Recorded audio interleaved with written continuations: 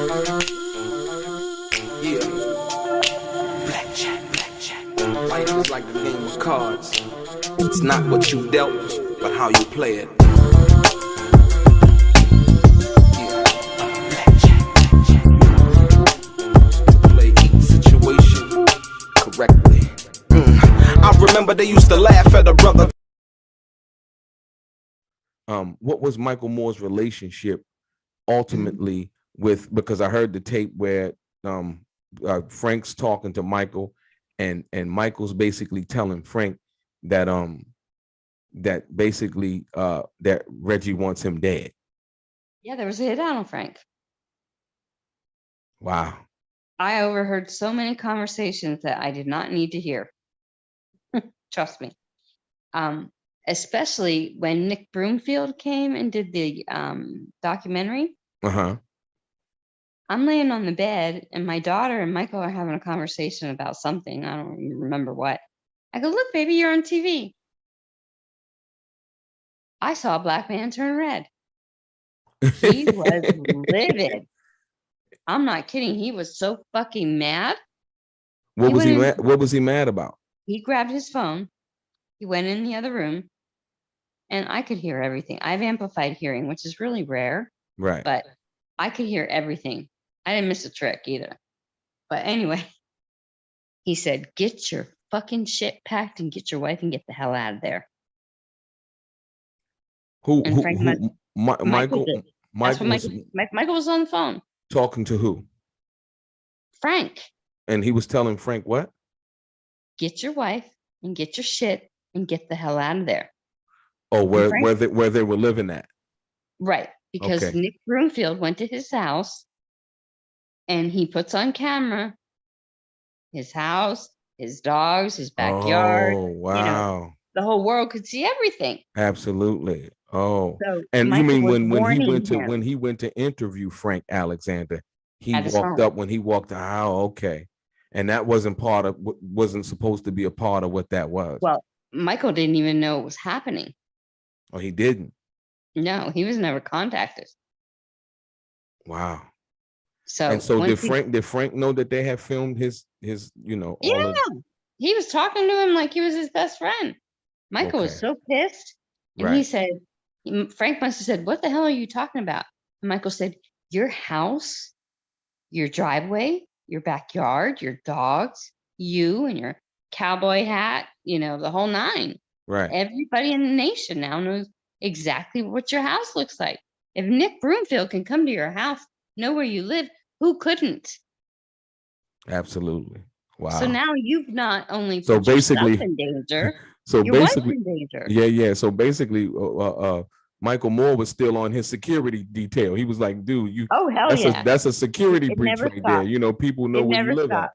Absolutely. Even when he was in the hospital, one of the ladies that was put in the room as a sitter, she said, it's funny. She said, I had went to the bathroom or down to get something to eat, whatever. I came back and she goes, what's really funny is he's always looking around the room. She goes, do you know what that's all about? He was cased in his own room. Oh, wow. Wow. Even though he was not cognitively there. Right. He was still aware. Absolutely. Wow. So yeah. Now this is called Frank multiple times. Yeah, no, that's interesting. Like I said, that he would call Frank and tell him to get him and his wife out of there. And like I said, and we heard on the tape what he had said, what he had heard from Death Row. From Death Row and how they wanted him. On you. They wanted him dead. So I got to They blame Frank, and yet Frank did nothing wrong. Frank was the type of person, according to Michael, who followed the rules. Right. He didn't color outside the lines. Right. Per se, for lack of a better term. Okay. So because of that, he did his job the way he thought Pac wanted him to do it. Yeah. I mean, so he didn't do anything wrong. It wasn't his fault. Right. Well, I wouldn't say that he did anything wrong. But there's a lot of things he didn't do right. Yeah. I would say that, instead of, being trying to be, you know, Tupac's friend, I think he should have been more like Michael Moore and do his job. yeah. But what the thing about that though, but the thing about that was, is I go back to the facts and the firing of Right Way Protective Security Services and Reggie in particular. Frank seen that as a threat to his livelihood. And so therefore, to be on the team, right, he had to be a team player in regards to what Tupac wanted him to do. And if he didn't do that, he would be fired also, because Frank had said that Tupac had told him, no, you know, you coming with me. That wasn't for you. That was for Reggie and his, you know, his security company. You coming with me. So I understand what that meant. It was for Reggie. Oh, it was just for Reggie. Right. Yeah. There was no right way. That wasn't the right way security. So that was just for Reggie. He didn't want Reggie around. He did. Right. Did hold on. Did Michael Moore ever tell you or say anything in regards to why Tupac didn't want Reggie around, or did he know about that? He didn't trust him. Or he didn't trust Reggie? Mm-mm. Wow, amazing. Nope. And instinctually, Tupac was right. Oh, Yeah. beyond a shadow of a doubt. Yeah, he was right. Tupac was right. And like I said, there was also a video done by him that said there was a Tim guy, I forget his last name, that was Michael's best friend. A video done by who? Reggie. Okay. About this, and he was his roommate in Vegas. That Tim was his roommate? Yeah, and his best friend. Well, I knew all of Michael's friends. Right. And I knew everybody he talked about and what their jobs were, you know, and who they were. I never heard that guy's name in my life. Well, how would that be relevant though? Because how would that even be relevant to where that Michael was taken off of Pac? Right. But no one else was. But Tim knew. Whoever the hell Tim is. So yeah, so I make up this person. Right. Right. Yeah. I'm like, who the hell are you? Who's Tim? Yeah, who's Tim? Yeah. Who is this? I mean, really, it was so bizarre. Yeah, no. You know what? And the funny thing is when I first contacted you, you had done a video about the Gotham. Right. And I said, I'm going to send you a message on Instagram and show you and prove to you how right you really are. Right. And from that point, I just started getting slammed with messages. And there was actually a question about this Tim person. Oh, based on a video that Reggie had did? No, that when you did the video about Hearing Gotham. Right, Hearing Gotham, right, okay. And I said to you, I'm going to send you a message on Instagram and show you how right you really are. Oh, okay, got you. After I posted that on your video. Oh, you posted on the YouTube video. Oh, okay, I see what you're saying. Right, okay, got you. Someone had sent me a message saying about the Tim thing. Oh, about the video where Reggie created some Tim character. Yeah, this Tim guy. Okay, got you. How do you feel about this Tim guy? And I said, like I said, you know, before, I had answered so many questions. I mean, I got hammered. Okay. And I was just in there trying to tell you, you're right, 110%. Okay, got you. Because you were like, okay, so I feel like Michael Moore is credible. I feel like he said the right thing. He was right. I don't recall the whole conversation. Okay. But you were justifying why you were right. Right. And how you were right. Right. And I was listening to you and I'm thinking, this man does not have a clue how spot on correct he is. Right. I need to let him know. Okay. I appreciate that. Well, thank you. Thank you. I normally don't reply or say anything because in the beginning, when people started to find out who I was, right, I got slammed. I mean, my phone on Facebook, because we only have Facebook, we didn't have Instagram yet or Twitter. Absolutely. Okay. I had to literally put a fake phone number on there and turn all notifications off. Wow. I kept getting so many calls in the middle of the night too.